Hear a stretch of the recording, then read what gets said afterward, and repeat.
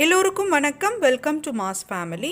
இன்றைக்கி நம்ம ரொம்பவே ஆரோக்கியமான மிளகு ரசம் எப்படி செய்கிறது அப்படிங்கிறதாங்க இந்த வீடியோவில் பார்க்க போகிறோம். வீடியோக்குள்ளே போகிறதுக்கு முன்னாடி இது வரைக்கும் எங்கள் சேனலை சப்ஸ்கிரைப் பண்ணாமல் இருக்கீங்க அப்படின்னா ப்ளீஸ் சப்ஸ்கிரைப் பண்ணிக்கோங்க. இந்த ரசம் அப்படிங்கிறதே நிறைய மருத்துவம் குணம் நிறைஞ்சிருக்குங்க. நம்மளுக்கு கான்ஸ்டிபேஷன் ப்ராப்ளம் இருக்குது, அதே மாதிரி வயிற்று உபாதைகள் எதுவாக இருந்தாலும் இந்த ரசம் சாப்பிட்டா சரியாயிடும் அப்படின்னு சொல்லுவாங்க. ஆனால் ஒரே ஒரு விஷயம் என்னென்னா, உங்களுக்கு எப்போல்லாம் வறட்டு இரும்பல் அந்த மாதிரி ஹீட்டு சம்மந்தப்பட்ட பிரச்சனைங்க இருக்கிறவங்க ரசத்தை அவாய்ட் பண்ணுறது நல்லது. ஏன்னா இது இன்னும் கொஞ்சம் ஹீட்டை அதிகரித்து இன்னும் உங்களோட ட்ரை காஃபை அதிகரிக்க வாய்ப்பு இருக்குது. ஸோ அதனால் இருமல் இருக்கிற டைமில் ரசத்தை அவாய்ட் பண்ணிக்கோங்க. இப்போ முதல்ல என்ன செய்யலான்னா, கொஞ்சம் போல் புளியை ஒரு கிண்ணத்தில் ஊற வச்சுருக்கேன். அடுத்து ஒரு மிக்ஸி ஜாரில் ஒரு 2.5 ஸ்பூன் போல் மிளகு சேர்க்குறேன். 2.5 ஸ்பூன் மிளகு. உங்களுக்கு கொஞ்சம் காட்டமாக வேணும்னா இன்னும் கொஞ்சம் கூட மிளகு சேர்த்துக்கலாம். குழந்தைங்களுக்கு அப்படின்றதுனால கொஞ்சம் நான் கம்மியாக சேர்த்துருக்கேன். ஜீரகம் போடுறேன். ஜீரகம் 2 ஸ்பூன் சேர்க்குறேன். ஜீரகம் கூட நீங்கள் கொஞ்சம் வேணும் அதிகமாக வேணும்னாலும் நீங்கள் சேர்த்துக்கலாம். அடுத்து 1/4 ஸ்பூன் போல் வெந்தயம் சேர்க்குறேன். வெந்தயம் ஆப்ஷனல் தான், உங்களுக்கு வேணும்னா நீங்கள் சேர்த்துக்கலாம். அடுத்து தனியா 2 ஸ்பூன் சேர்க்குறேன். இப்போ என்ன பண்ணோன்னா, கொஞ்சம் இந்த மாதிரி பல்லாக பூண்டு எடுத்து வச்சுக்கோங்க தோலோட. நம்ம முதல்ல இந்த மிக்சியில் இது எல்லாத்தையும் அரைச்சிட்டு, இது பார்த்தீங்களா, இப்போ அரைச்சிட்டேன். கொஞ்சம் குறன்னு இருக்க மாதிரி அரைச்சிக்கோங்க. ஸோ இதில் நம்ம அந்த பூண்டை சேர்க்கலாம். சேர்த்துட்டு லேசாக ஒரு சுற்றுனீங்க அப்படின்னா ரொம்ப மசியாது, அந்த பூண்டு அப்படியே இருக்கணும். இல்லைனா நீங்கள் கல்லில் கூட இடித்து போட்டுக்கலாம். ஸோ இப்போ சுற்றிட்டேன். பார்த்தீங்கன்னா இப்போ சுற்றின பிறகு பார்த்திங்கன்னா இந்த மாதிரி இருக்கும். கொஞ்சம் குறன்னு தான் இருக்கும். லேசாக ஒரே ஒரு சுற்றுங்க மிக்சியில், ரொம்ப போடாதீங்க. ரொம்ப மசிஞ்சு இருந்தால் ரசம் நல்லா இருக்காது. இப்போ நம்ம புளியை கரைச்சிக்கலாம். புளியை நீங்கள் வேணும்னா கரைச்சிட்டு வடிகட்டிக்கலாம். அப்படி இல்லாட்டி இதே மாதிரி கரைச்சிட்டு இந்த புளியை அப்படியே விட்டுடலாம். நான் பொதுவாக அப்படியே புளியை விட்டுடுவேன். ஏன்னா கொஞ்சம் க்ளீனாக இருக்கும் புளி. புளியில் கொஞ்சம் குப்பையாக இருக்குது, கொஞ்சம் நல்லா இல்லை, கல் அந்த மாதிரிலாம் இருக்குது அப்படின்னா நீங்கள் கரைச்சிட்டு வடிகட்டி எடுத்துக்கிறது நல்லது. நான் வாங்கின புளி சூப்பர் மார்க்கெட்டில் வாங்கினேன் அப்படின்றதுனால கொஞ்சம் க்ளீனாக இருக்குது. அதனால் நான் நல்லா கரைச்சிட்டு அப்படியே விட்டுருவேன் புளியை.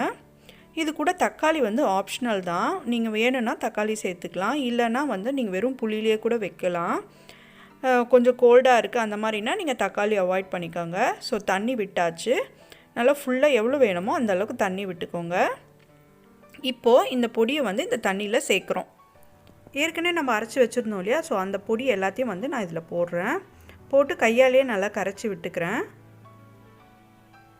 அடுத்து பெருங்காயத்தூள் சேர்க்குறேன். நீங்கள் பெருங்காய கட்டி வேணும்னாலும் சேர்த்துக்கலாம், அது உங்கள் விருப்பம். நான் பெருங்காயத்தூள் இருந்தது அப்படின்றதுனால நான் பெருங்காயத்தூள் சேர்க்குறேன். அடுத்து மஞ்சத்தூள்.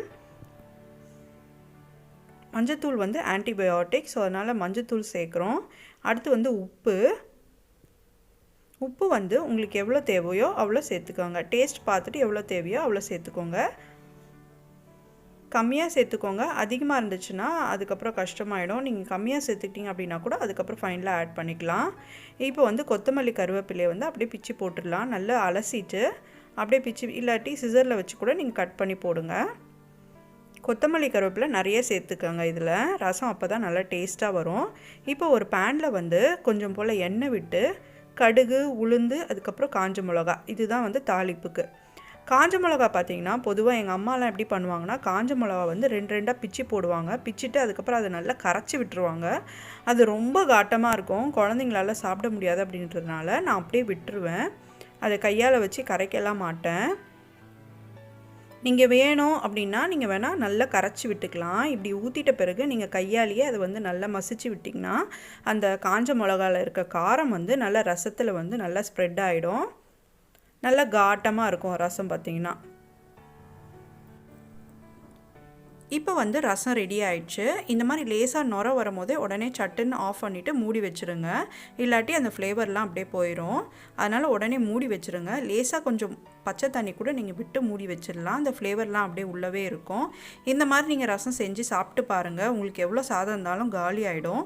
இது கூட நான் ஏற்கனவே சேப்பாக்கிழங்கு ஃப்ரை பண்ணி போட்டிருக்கேன் வீடியோ, அதை பாருங்கள். அதை போய் செக் பண்ணிக்கோங்க, நான் டிஸ்கிரிப்ஷனில் கொடுக்குறேன்.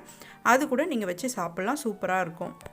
இந்த வீடியோ உங்களுக்கு பிடிச்சிருந்ததுன்னா கண்டிப்பாக சப்ஸ்கிரைப், லைக் அண்ட் ஷேர் பண்ணுங்கள். அதே மாதிரி வேறு என்ன மாதிரி வீடியோஸ் வேணும், ரெசிபி வீடியோஸ் வேணும் அப்படிங்கிறதும் கமெண்ட் செக்ஷனில் சொல்லுங்கள். Thank you friends, take care, bye bye.